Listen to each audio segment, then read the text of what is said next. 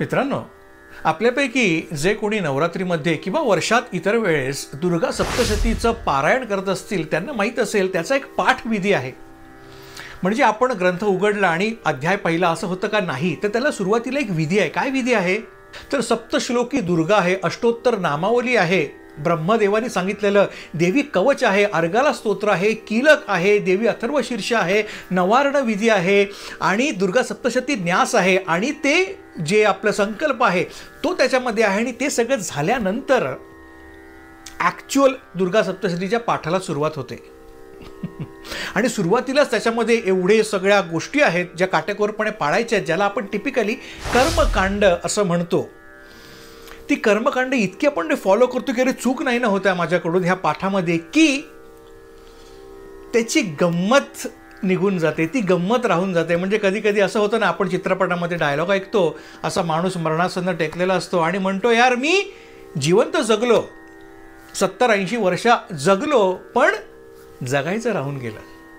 आपण तो पाठ वाचतो, अगदी काटेकोरपणे वाचतो, आपल्याकडनं कुठची चुका होऊ नये ना, उच्चारामध्ये चुका होऊ नये ना ह्याच्या हिशोबाने तो वाचतो एकदम. पण ह्या सगळ्या काटेकोरपणे नियमाच्या राज्यामध्ये गेल्यानंतर त्या प्रेमाच्या राज्यापासून आम्ही थोडेसे दूर जातो. म्हणजे कसं आहे, आमच्याकडे जेव्हा एखादं वाचायला काहीतरी येतं वाचनीय, मग तो पुस्तक असू दे, एखादा रिपोर्ट असू दे, डॉक्युमेंट असू दे, त्याच्यामध्ये काही वेळेला गोष्टी अंडरलाईन केलेल्या असतात, बोल्ड लेटर्समध्ये लिहिलेल्या असतात, इन्व्हर्टेड क्वामामध्ये लिहिलेल्या असतात, इन्क्लाइंड लिहिलेल्या असतात. त्या हिशोबाने त्या संदर्भाने आम्ही त्या गोष्टी वाचतो आणि आम्ही ते डॉक्युमेंट वाचतो. पण बऱ्याच वेळा असं होतं की ते डॉक्युमेंट वाचतो, जे दिसतंय आपल्याला ते वाचतं, पण 2 ओळींमधलं वाचायचं राहून जातं. आणि हे 2 ओळींमधलं जे वाचायचं राहून जातं तेच आपल्या डोळ्यासमोर आणण्याकरता हा चॅनल सुरू केलेला आहे. कारण आपल्या चॅनलचं नावच आहे बिटवीन द लाईन्स, राईट. तेव्हा आजच्या एपिसोडमध्ये जसं आपल्याला माहिती आहे आपली नवरात्र स्पेशल सिरीज चालू आहे आणि पहिल्या एपिसोडमध्ये आपण ऋग्वेदामधून आलेले गायत्री मंत्र आणि श्रीसूक्ताची तोंड ओळख करून घेतली. दुसऱ्या एपिसोडमध्ये आपण दुर्गा सप्तशतीची ओळख करून घेतली आणि तिसऱ्या एपिसोडमध्ये आपण दुर्गा सप्तशतीमधल्या स्तोत्र आणि मंत्रांची ओळख करून घेणार आहोत. आता तुम्ही म्हणाल हे काय आता जे सगळे सांगितलंच, देवी कवच आहे, अथर्वशीर्ष आहे, अर्गला आहे, कीलक आहे, याची ओळख करून घेणार आहोत का, तर नाही. कारण ते बोल्ड टेक्स्टमध्ये लिहिलेलं आहे. जे टेक्स्टमध्ये लिहिलेलं नाही किंवा जी बिटवीन द लाईन्स आहे, डोळ्यासमोर असून कॅमोफ्लॅज होतं, कधी कधी आपल्याला डोळ्यासमोरची वस्तू दिसत नाही, ती आपल्या डोळ्यासमोर आणण्यासाठी हा एपिसोड प्रपंच आहे. तेव्हा नमस्कार मित्रांनो, मी राजेश चव्हाण आणि आपण पाहत आहात बिटवीन द लाईन्स. तर गोष्ट सुरू कुठे होते मित्रांनो, सृष्टी was still in the making. सृष्टी अजूनही जलमय होते आणि सृष्टी निर्माता अर्थात कोण, ब्रह्मदेवाचं सृष्टी निर्मितीचं कार्य चालू होतं. तेव्हा ह्या कल्पामधले आद्य असुर दोघं जन्माला आले. कोण, मधु आणि कैटभ. त्यांची ताकद प्रचंड होती कारण आद्य असुर आहेत आणि ते काय करायला लागले, ब्रह्मदेवाला गिळण्यासाठी ब्रह्मदेवाच्या मागे पळायला लागले आणि ब्रह्मदेव आणखीनच लांब पळायला लागला आणि ब्रह्मदेव मग मदतीसाठी हाक मारायला लागला. कोणाला, बाय डिफॉल्ट एक हायरार्की होती. ब्रह्मदेव हा शिवात्मा आहे, तो शिवात्मा जो आहे तो परमात्म्याला हाक मारू लागला, अर्थात कोण, महाविष्णू. पण त्याच्या लक्षात आलं अरे महाविष्णू तर योग निद्रेमध्ये आहे, मग आता काय करायचं, मग हायर ऑथॉरिटीकडे जायला पाहिजे. अर्थात कोण, आपण पाहिलेलं आहे हा परमात्म्याची आई कोण आहे, प्रणव प्रसविनी कोण आहे, तर ती साक्षात गायत्री माता आहे. मग हा म्हणाला आता मला वरती जायला पाहिजे, त्या गायत्री मातेला, त्या आदी मातेला हाक मारायला पाहिजे. आणि मग तेव्हा सस्तवम कर्तुमुद्युक्तो ब्रह्मा लोकपिता महाहा भक्ती संतत वागग्रय पश्चाताप भरितांतरः. पश्चातापाने ज्याचं अंतःकरण भरून आलेलं आहे आणि भक्तीने ज्याचा कंठ सद्गत झालेला आहे, गदगद झालेला आहे, असा लोकपिता महाब्रह्मदेव जो आहे तो आदिमातेच्या स्तुतीला आरंभ करतो. आता इथे पश्चाताप का झालेला आहे, कारण माझ्यामुळे हे असुर उत्पन्न झालेले आहेत आणि माझ्यामुळे मी देवीला त्रास देतो आहे, त्याचा पश्चाताप झाला आणि त्या पश्चातापाने भरलेल्या अंतःकरणाने त्यांनी देवीला हाक मारलेली आहे. आणि काय म्हणाला, नतानाम भक्तानाम अति करुणया अनुग्रह परा अनघे यथा ध्याता तथा रूपम धत्से जननी जगद उद्धारण परे. तो काय म्हणाला की अगं अनघे, जे भक्त नतमस्तक होता तुझ्या चरणांशी, त्यांचं रक्षण करण्याकरता यथा ध्याता तथा रूपम धत्से, ते तुझ्या ज्या रूपाचं ध्यान करतात ते रूप धारण करतेस. उचित कार्याची उचित आकृती धारण करून तू येतेस. कशा करता, जननी जगद उद्धारण परे, हे माते ह्या जगाच्या उद्धाराकरता तू अवतरतेस. ही स्तुती केली आणि मग काय मागणं मागितलं, हळूच काय मागितलं? कृपया नाशय दुराधर्षा वसुरव मधु कैटभव प्रबोधम च जगत स्वामी हंतु मेतव महासुरव.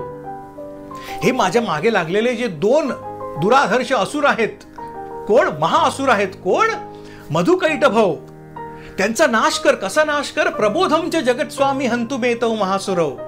जगत स्वामी अर्थात कोण? ह्या महाविष्णूला प्रबोधन कर. तो योगनिद्रेमध्ये आहे, त्याला योगनिद्रेतून जागा कर आणि त्याला प्रबोधन कर. कशा करता? हंतु मेतव महासुरव. या महाअसुरांचा नाश करण्याकरता महाविष्णूला प्रबोधन कर अशी विनंती करतो. आणि काय म्हणतो? अन्यथा शरणम नास्ती त्वमेव शरणम मम तस्मात कारुण्य भावेन रक्ष रक्ष परमेश्वरी. हे परमेश्वरी, तुला शरण येण्या वाचून मला दुसरा कुठलाही मार्ग दिसत नाही आहे. अन्यथा शरणम नास्ती त्वमेव शरणम मम. तेव्हा तुझ्या कारुण्य भावाने हे परमेश्वरी तू माझं रक्षण कर. आणि ब्रह्मदेवाचे हे ससोटी पूर्ण उद्गार ऐकल्यानंतर ती आदिमाता जी आहे ती महिषासुर मर्दिनीच्या 9 अवतारांपैकी प्रथम अवतारात अर्थात महाकाली म्हणून अवतरली त्या ब्रह्मदेवासमोर. तर मित्रांनो, लक्षात घेण्याची गोष्ट आहे, पुढचा कथाभाग आहे तो वेगळा आहे. तो जर कथाभाग पूर्ण आपल्याला प्रत्येक अवताराचं चरित्र जर ऐकायचं असेल तर मला कमेंट बॉक्समध्ये लिहून कळवा. मी त्याचा अवतारानुसार आपण त्याचं डिटेलमध्ये चरित्र पाहू शकतो.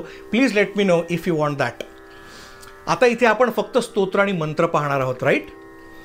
तर इथे कथाभाग काय आहे? ब्रह्मदेवाने जी उच्चारलेली स्तुती आहे ती अगदी पहिल्या अध्यायामध्येच आहे, पण आपलं तिकडे लक्ष जात नाही, कारण आपण अध्याय वाचतो आहे. आपण काटेकोरपणे नियम वाचायच्या नादात ती स्तुती वाचायची राहून जाते. ती इतके सुंदर शब्द आहेत त्याच्यामध्ये की त्यांनी प्रसन्न होऊन ती महादेवी महाकाली अवतार धारण केला तिने ब्रह्मदेवाचं रक्षण करण्याकरता, ज्याला आपण तंत्रोक्त रात्री सूक्त म्हणून सुद्धा ओळखतो. आता ह्याला रात्री सूक्त का म्हणतात ही गोष्ट माझ्या तरी ध्यानात आलेली नाही आहे. हा एक माझा अंदाज आहे, एक माझा तर्क आहे की ह्या जेव्हा स्तोत्र गात असतो ब्रह्मदेव तेव्हा तो काय म्हणतो? जयत्वम देवी चंडिके जय सर्वार्थी हारिणी जय जय महादेवी असुर काल रात्री नमोस्तुते. त्या भगवतीला तो काल रात्री म्हणतो, तू असुर नाशनासाठी साक्षात काळ रात्री आहेस अशीच जी स्तुती करतो. त्याच्यामुळे इथे तो काल रात्री हा शब्द पकडून त्या देवीच्या या स्तोत्राला रात्री सूक्त असं म्हटलेलं असावं असा माझा अंदाज आहे. तर इथे आपला पहिला अध्याय संपतो आणि दुसऱ्या अध्यायाकडे आपण जातो. दुसरा अवतार कुठला?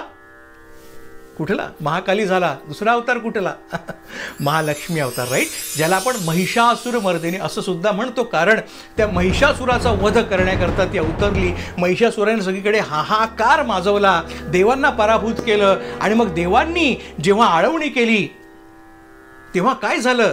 तेव्हा ब्रह्मा, विष्णू आणि महेश या तिघांच्या देहामधून तेजाच्या नद्या बाहेर पडल्या आणि त्या एकत्र मिळाल्या आणि त्याच्यामधून ती महालक्ष्मी अवतरली, राईट? आपण मागच्या एपिसोडमध्ये पाहिलेलं आहे. सूक्ष्म अवतार आहेत हे सगळे, अवतरते, कार्य करते आणि अंतर्धान पावते. तर जेव्हा ही महालक्ष्मी अवतरली तेव्हा वेगवेगळ्या देवी देवतांनी तिला वेगवेगळी आयुधं दिली. आपण बघितलेलं आहे ती 18 भुजा 18 हातांची आहे महिषासुरमर्दिनी आणि तिच्या 18ही हातांमध्ये वेगवेगळी आयुधं आहेत.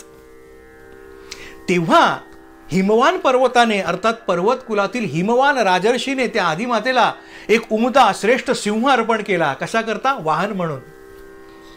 आता तो वाहन म्हणून श्रेष्ठ सिंह अर्पण केला आणि आदिमातेने सगळ्या गोष्टी ज्या देवी देवतांनी देऊ केलेल्या आहेत त्या सगळ्या धारण केल्या. हे पाहिल्यानंतर तो परमात्मा म्हणजे कोण? ब्रह्मा, विष्णू आणि महेश यांचं एकत्रित स्वरूप, तो हरिहर परमात्मा, तो इतका आनंदित झाला, इतका उल्हासित झाला की त्याने पूर्णत्वाने, बघा शब्द खूप महत्वाचा आहे, त्यांनी पूर्णत्वाने त्या देवी सिंहाच्या शरीरामध्ये प्रवेश केला.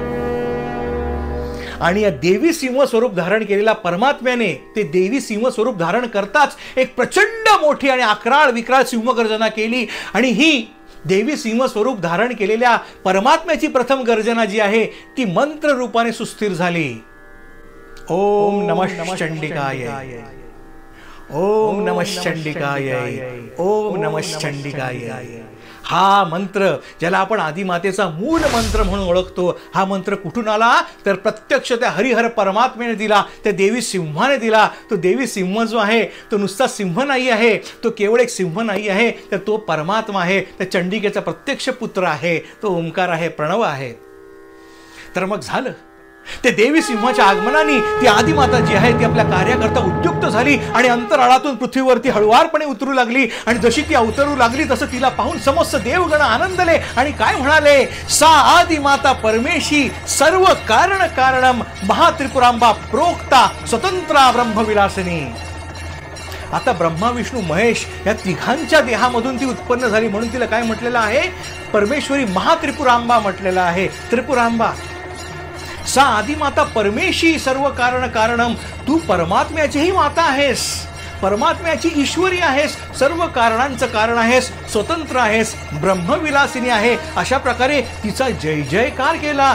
जयेती देवाश्च मुदा तामुचुहु सिंहवाहिनीम तुष्टुगुहु मुनयः च एनाम भक्ती नम्रात्ममूर्तयः. नम्रपणे बद्धांजली देवीच्या समोर उभे राहिले आणि देवीचा जय जयकार करू लागले. आता हे जे श्लोक आहेत ह्या दुर्गा सप्तशतीमध्ये आलेले, हे मंत्र म्हणून सुद्धा आपण म्हणू शकतो देवीची स्तुती करण्याकरता, राईट. म्हणून मी इथे सांगितले.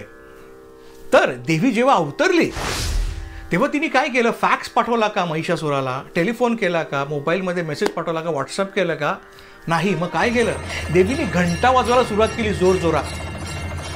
आणि ह्या घंटानादाचा ध्वनी असा होता, म्हणजे आपण जेव्हा घंटा वाजवतो तेव्हा आपल्या मनात पवित्र भाव उत्पन्न होतात, राईट. मनामधलं जे कलुष आहे ते निघून जातं, पवित्र भाव मनात निर्माण होतात. पण तिथेच जे अशुभ आहे ते त्यांना डिस्टर्ब व्हायला होतं. जसं एखादा मच्छर आपल्या कानात कसं करतो तेव्हा इरिटेट व्हायला होतं, तसंच अशुभांना हा जो शुभ नाद आहे घंटेचा त्याने डिस्टर्ब व्हायला होतं, इरिटेट व्हायला होतं, अनॉईंग होतं त्यांना तो व्हॉइस, तो नॉईज. आणि तसंच झालं. महिषासूर आणि त्याचे सगळं असुर सैन्य, ते जे जे अशुभ आहे ते सगळे अनॉईड झाले ह्या आवाजाने आणि ते आपोआप आकर्षित झाले त्या घंटानादाकडे. आणि समस्त महिषासूर आणि त्याचे सेनापती सगळे त्या घंटानादाकडे निघाले. आणि एकदा काही अशुभ भगवतीच्या चरणाशी आलं की ते नष्ट होतच. आणि इथे या दुर्गा सप्तशतीमध्ये एक देवीच्या घंटानादाचा एक छान मंत्र दिलेला आहे. काय आहे, हिनस्ती दैत्य तेजांसी स्वनेना पूर्य या जगत सा घंटा पातु नो देवी पापेभ्यो नहा सुतानीव. काय म्हटलेलं आहे, हिनस्ती दैत्य तेजांसी, दैत्य तेजाचा नाश कर. कशाने, तुझ्या घंटानादाच्या योगे. स्वनेनापूर्य या जगत, आणि या जगाला पूर्णत्व बहाल करतो तुझा घंटानाद. आणि या घंटानादाने काय कर, देवी तू आमचं रक्षण कर, आमचं पापापासून रक्षण कर, आम्हाला पापापासून पुनीत कर. कसं, सुतानी व पुत्राप्रमाणे तू आमचं रक्षण कर. त्यामुळे जेव्हा आपण घरी घंटानाद करतो, विशेषतः नवरात्रीमध्ये जेव्हा आपण संध्याकाळी दिवे लागणीच्या वेळेस घंटानाद करू, तेव्हा जर का ह्या घंटानादाचा, ह्या मंत्राचा जर का आपण जाप केला तर देवीच्या घंटानादाचं बळ प्रातिनिधिक स्वरूपात आपल्या घंटानादामध्ये येणार आहे. घरातलं अशुभ नष्ट होणार आहे. हिनस्ती दैत्य तेजांसी स्वनेना पूर्य या जगत सा घंटा पातु नो देवी पापेभ्यो नहा सुतानीव, असा तो सुंदर मंत्र आहे. आता यानंतर देवी अवतरली, तिने तिचं कार्य केलं. आणि तिचं कार्य केल्यानंतर ती अवतरली कशा करता, देवांसाठी अवतरली, राईट. देव म्हणजे कोण, 33 देव ज्यांचा राजा इंद्र, त्या देवांसाठी अवतरली. आणि हे सगळं पाहून देव जे आहेत ते अत्यंत हर्षित झाले. त्या इंद्राच्या नंदनवनामधलं दिव्य पुष्प आणून आणि दिव्य चंदनगंध लेपनाने देवीची पूजा केली आणि तेव्हा देवीची स्तुती केली. म्हणजे अध्याय 4 जो आहे तो ह्या स्तुती करताच राखून ठेवलेला आहे, शक्रादी स्तुती. देवीचा पराक्रम, याची देही याची डोळा पाहून भारावलेले सगळे देवगण काय म्हणाले, केनोपमा भवंतु तेस्य पराक्रमस्य रूपम च शत्रू भयकार्य तिहारी कुत्र. अगं, तुझ्या पराक्रमाची तुलना या जगात कुठे होऊ शकते का, तर कुठेच होऊ शकत नाही. आणि तुझं रूप कसं आहे, शत्रूंना भय दाखवणारे आहे आणि त्याच वेळेला भक्तांसाठी ते मनोहारी रूप आहे. दारिद्र्य दुःख भय हारिणी का त्वदन्या सर्वोपकार करणाय सदार्थ चित्ता. अगं, तुझं अंतःकरण जे आहे ते भक्तांवरती उपकार करण्याकरताच आतुर झालेलं असतं. आणि विलक्षण गोष्ट काय सांगितली की चित्ते कृपा समर निष्ठुरताच्या दृष्टा त्वयेव देवी वरदे भुवनत्र येपी. अगं, हे कसं अजब आहे. म्हणजे तू युद्धामध्ये निष्ठुरता आहे, निष्ठुरपणे तू महिषासुराला मारलंस, पण त्याच वेळेला ॲट द सेम टाइम तुझ्या चित्तामध्ये कृपा आहे भक्तांकरता. हे दोन्हीही भाव, इतके विरुद्ध भाव एकाच वेळेस या त्रिभुवनामध्ये फक्त तूच धारण करू शकतेस. आणि मग देवीच्या 18 हातांमधली आयुध पाहून ते काय म्हणाले, शूलेन पाहिनो देवी पाहे खडगेन चांबिके, घंटा स्वनेन नहा पाही चाप्य जानी स्वनेन च. तुझ्या त्रिशूळाने माझं रक्षण कर, तुझ्या तलवारीने माझं रक्षण कर. अरे शस्त्रच कशाला पाहिजेत, तुझ्या घंटा नादाने आणि धनुष्याच्या नुसत्या टणत्काराने तू माझं रक्षण कर. असं तिची स्तुती केली. आणि त्या स्तुती गाऊन, ती स्तुती ऐकून ती परमेश्वरी जी आहे ती अत्यंत प्रसन्न झाली आणि ती म्हणाली, मागा, वर मागा. तेव्हा देव म्हणाले, अगं भगवत्ता कृतम सर्वम न किंचित अवशिष्यते यदयम नियता शत्रुः अस्माकं महिषासुरः. अगं देवी भगवती, तू आमच्यासाठी आता काही कष्ट अवशिष्ट ठेवलेले नाहीस, कारण आमचा शत्रू जो आहे त्या महिषासुराचा तू वध केलेला आहेस. पण देवी तू प्रसन्न झालेली आहेस आणि आम्हाला वर देव केलेले आहेस, तेव्हा त्याचा मान ठेवून आम्हाला 2 वर दे. कुठले? एक, आम्ही शरण भावानी तुझा सत्वर धावा करताच तू आमच्या शत्रूंचा नाश करावास, हा पहिला वर दे. आणि हे जे स्तोत्र आता आमच्या मुखातून बाहेर पडलं, ते स्तोत्र गाऊन तुला जो कोणी मानव संतुष्ट करेल अत्यंत प्रेमाने गाऊन, तेव्हा त्या मानवाच्या सगळ्या कामना तू पूर्ण कर. ते संमता जनपदेषु धनानी तेषां तेषां यशांसी न च सीदती धर्मवर्गः धन्यास्त एव निवृत्तात्मज वृत्त्यधारा तेषां सदा अभ्युदयदा भवती प्रसन्ना. त्यांच्या मानवांवरती तू प्रसन्न हो, त्यांचा ज्यांच्यावरती तू प्रसन्न होतेच त्यांचाच अभ्युदय होतो. तेच लोक जे आहेत ते त्यांच्या पत्नी सकट, पुत्रांसकट, सेवकांसकट जे आहेत ते धन्य होतात. त्यांचा जय जयकार होतो देशामध्ये विदेशामध्ये, त्यांनाच सगळे सुख समृद्धी समाधान लाभतं आणि त्यांचाच अभ्युदय होतो. तर जो कोणी हे मानव हे स्तोत्र गाऊन तुला संतुष्ट करेल, त्याच्यासाठी हे अत्यंत उच्च मागणं मागितलेलं आहे देवांनी. आणि देवी काय म्हणाली, तथास्तु, असेच हो. तर हा जो स्तोत्र आहे, जे स्तोत्र आहे शक्रादी स्तोत्र अध्याय 4 मध्ये आलेलं, त्याचं आपल्याला अत्यंत भक्तिभावाने पठण करायचं आहे.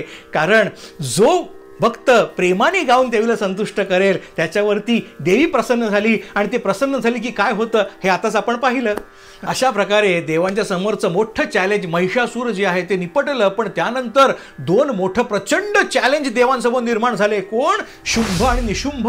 संपूर्ण हाहाकार झाला पृथ्वीवरती आणि सृष्टी रक्षक 33 देवगण जे आहेत तेच हरले, तेच बंदी झाले. त्यांनाच स्वर्ग सोडून पलायन करायला लागलं. आणि मग ते काय केले, वर्ग लोकात आले, हरिहर परमात्म्याला शरण गेले. तेव्हा परमात्म्याने त्यांना भगवतीला प्रसन्न करून घेण्याकरता एक मंत्र दिला. कुठला? ज्याला आपण नवारण मंत्र म्हणून ओळखतो. ओम ऐं ह्रीं क्लीं चामुंडायै विच्चे. ऐं ह्रीं क्लीं हे बीज धारण करणाऱ्या चामुंडा देवीला माझा नमस्कार असो. तर हा मंत्र काय आहे? देवीचा आवाहन मंत्र आहे. आवाहन म्हणजे काय? आपण जेव्हा एखाद्याला हाक मारतो, बोलवतो, जसं गणपतीचा आवाहन मंत्र आहे, ओम गणानाम त्वाम गणपतीम हवामहे. गणपतीला आवाहन करण्याकरता तो आपण मंत्र वापरतो, तसा देवीला आवाहन करण्याकरता ह्या मंत्राचा जप करायचा आहे. त्याच्यामुळे देवीचं कुठलंही शुभ कार्य चालू करण्यापूर्वी, सुरू करण्यापूर्वी ह्या मंत्राचा जप केलेला खूप श्रेयस्कर आहे. माझ्या घरी जेव्हा नवरात्राचं आम्ही जागरण करतो तेव्हा सर्वप्रथम 108 आवर्तनं करतो या आवाहन मंत्राची. आणि मनालाच समाधान वाटतं, देवी तिकडे आहेच पण आपण तिला बोलवतो आहे याचं समाधान. आणि मग पर्यायाने ती देवी तिकडे आपल्या समोर येऊन बसते आणि आपली जी काही सेवा आपण देऊ करत आहोत, जी काही इच्छा धरली आहे ती देवी प्रत्यक्षपणे स्वीकारते असा माझा तरी विश्वास आहे. त्यामुळे हा आवाहन मंत्र जो आहे तो प्रत्यक्षपणे आपल्याला अगेन परमात्म्याकडूनच मिळालेला आहे. जसा मूल मंत्र मिळाला ओम नमः चंडिकाय, अत्यंत पवित्र मंत्र आहेत हे दोन्हीही.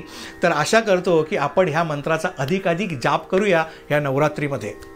तर मग यानंतर देवी महासरस्वतीच्या अवतारामध्ये अवतरली, रूपामध्ये अवतरली आणि तिने प्रचंड दैत्य असुर संहारले. त्याच्यामध्ये चंडमुंड आहे, रक्तबीज आहे, धूम्र लोचन आहे आणि शुंभ निशुंभ दोघांचा सगळ्यांचा नाश केल्यानंतर जे आहे ते सगळे ऋषीगण देवर्षी तिकडे सगळे जमा झाले आणि सगळ्यांनी आदिमातेचा जय जयकार केला. आणि तेव्हा शिवनारायण किंवा हरनारायण हा जो ऋषी आहे त्यांनी देवीची स्तुती गायली. ती इतकी पवित्र आहे, इतकी प्रभावी आहे, इतकी महान आहे की त्याला दुर्गा सप्तशतीचं सार असं म्हटलं जातं. संपूर्ण दुर्गा सप्तशतीचं सार म्हणून ज्या स्तोत्राला ओळखलं जातं, ज्या स्तोत्राला मान्यता मिळाली ते हे स्तोत्र आहे मित्रांनो. आणि ह्याला का असं म्हटलेलं आहे सार, कारण ह्याच्यामध्ये आत्तापर्यंत जेवढे असुर मारले गेलेले आहेत त्या सगळ्यांची नावंसुद्धा इथे आहेत आणि ह्याच्यामध्ये 9 श्लोक आहेत. म्हणून ह्याला नवमंत्रमाला विधान असं सुद्धा म्हणतात. बघा, देवीचे अवतार 9, नवरात्रीचे दिवस 9 आणि हे जे देवीचं अत्यंत प्रभावी स्तोत्र आहे त्याच्यामधले श्लोकही 9. त्यातला पहिला श्लोक कुठला?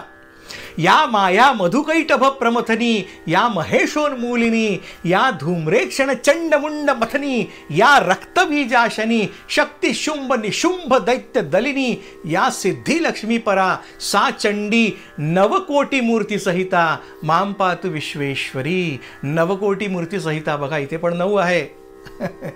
माम पातु विश्वेश्वरी, माझ्याकडे पहा. आणि ह्याच नवमंत्रमाला विधानामधून आपल्याला सगळ्यांना ज्ञात असणारे काही श्लोक आलेले आहेत. जसं गणपती म्हटलं की आपण वक्रतुंड महाकाय म्हणतो, तसं देवी म्हटलं की आपण काय म्हणतो? सर्वमंगल मांगल्ये शिवे सर्वार्थ साधिके. राईट. तर हा जो मंत्र आहे, हा जो श्लोक आहे, हा सुद्धा या नवमंत्रमाला विधानामधूनच आलेला आहे. सर्व मंगल मांगल्ये शिवे सर्वार्थ साधिके, शरण्ये त्र्यंबके गौरी नारायणी नमोस्तुते, सृष्टिस्थिती विनाशानां शक्तिभूते सनातनी, गुणाश्रये गुणमये नारायणी नमोस्तुते, सर्व स्वरूपे सर्वेशे सर्व शक्ती समन्विते, भयभ्यस्त्राहिनो देवी दुर्गे देवी नमोस्तुते. तर असं हे अत्यंत प्रभावी स्तोत्र कुठून आलेलं आहे? तर दुर्गा सप्तशतीच्या 11व्या अध्यायामध्ये ते आलेलं आहे. आणि त्याच अध्यायामध्ये देवीने केलेला उपदेश आहे. तिथे देवी सांगते की हे माझे 3 अवतार तर झाले, पण आता माझे पुढचे अवतार येणार आहेत. कुठले? तर वैप्रचित्त नावाचा जे दानव आहे त्या दानवाचा नाश करण्याकरता मी रक्तदंतिका अवतार धारण करणार आहे. जेव्हा पृथ्वीवरती शतवर्ष वृष्टी होणार नाही, अनावृष्टीमुळे जे संकट येणार आहे पृथ्वीवरती त्याचं निवारण करण्याकरता मी शाकंभरी किंवा शताक्षी अवतार धारण करणार आहे. श्रीकृष्णाच्या रूपात श्रीकृष्णाच्या अवताराचं रक्षण करण्याकरता मी नंद आणि यशोदा यांच्या उदरी मी जन्म घेणार आहे, नंदिनी नाम धारण करून. आणि दुर्गमाला मारण्याकरता दुर्गा अवतार, जे नवरात्र उत्सव देवीचा. तर रामलीला कशासाठी? या एपिसोडमध्ये आपण पाहिलेलं आहे की रावणाचा मातामह दैत्यराज दुर्गम याचा नाश करण्याकरता त्या महिषासुर मर्दिनीने अवतार घेतला आणि तीच राम वरदायिनी दुर्गा. तर ती दुर्गा. आणि त्यानंतर दत्तमंगल चंडिका. माझा असाही विश्वास आहे की आपण श्रावणामध्ये दर मंगळवारी जे पूजन करतो मंगळा गौरीचं, ती सुद्धा हीच दत्तमंगल चंडिका. पूज्या मंगलवारेच मंगलाधिष्ट दैवते, पूज्ये मंगल भूपस्य मनुवंशस्य संततम. असं ते दत्तमंगल चंडिकेचं स्तोत्रसुद्धा आहे, ज्याची लिंक मी डिस्क्रिप्शनमध्ये देईन. आवर्जून पहा आणि आवर्जून म्हणा, कारण कलियुगाच्या या कलीच्या प्रभावापासून आपल्याला मानवाला वाचवण्याकरताच हा अवतार आहे. आणि हे स्तोत्र आहे प्रभावी माध्यम आहे त्या कलीपासून 4 हात लांब राहण्याकरता. आणि 9वा जो अवतार तो मंत्रमालिनी अवतार. तर अशा प्रकारे देवीचे हे 9 अवतार आहेत मित्रांनो. पण इथे कदाचित आम्ही म्हणू की अरे बापरे, हे 9 अवतारांची नावं आम्हाला कधी लक्षात राहणार? काही हरकत नाही, मार्कंडेय ऋषींनी सोय करून ठेवलेली आहे. आपण मगाशी ज्या अर्गला स्तोत्राचा उल्लेख केला त्या अर्गला स्तोत्राचं सुरुवातच काय आहे? देवीची नावं त्याच्यामध्ये दिलेली आहेत. देवीची 11 नावं दिलेली आहेत आणि त्या नावांनी देवीला आपल्याला आळवायचं आहे. आणि ते इतकं सुंदर आहे की आपण नवरात्रीचा जो जागर करतो, जो मूळ गरबा आहे, देवीचं नामस्मरण करत टाळ्या वाजवत आम्हाला जागायचं आहे, ऊर्जेचं आदान प्रदान करायचं आहे एकमेकांना टाळ्या देऊन. तर हे ज्या आपल्याला जो गरबा करायचा आहे, देवीचा जागर करायचा आहे, ते करण्याकरता हा मंत्र जो आहे तो खूप सुंदर आहे. कारण हा मंत्र पण आहे, हा नामजप पण आहे आणि हा श्लोक पण आहे. ह्याला सगळंच म्हणता येईल. असा कुठला मंत्र? त्या मंत्रानीच मी आजच्या कार्यक्रमाची, आजच्या एपिसोडची सांगता करणार आहे. तत्पूर्वी आपल्या सगळ्यांना विनंती आहे की हा एपिसोड जर आवडला असेल आणि वाटत असेल इतरांपर्यंत पोहोचावा, तर कृपया कमेंट बॉक्समध्ये मला काहीतरी लिहून पाठवा, अभिप्राय द्या. किंवा नुसतं जय अंबे म्हणा, जयंती मंगला काली म्हणा, शिवे सर्वार्थ साधिके म्हणा, जय जगदंब जय दुर्गे म्हणा. काहीही जे तुमच्या मनाला भावेल, जे मनात उमटेल ते कमेंट बॉक्समध्ये मला लिहून कळवा आणि आपल्या आप्तांपर्यंत हा एपिसोड शेअर करा. आता मी शेवटचा समारोपाचा मंत्र म्हणतो देवीच्या नावाचा. जयंती मंगला काली भद्रकाली कपालिनी, दुर्गा क्षमा शिवा धात्री स्वाहा स्वधा नमोस्तुते. आपण एपिसोड ऐकलात त्याबद्दल आभार. राम राम.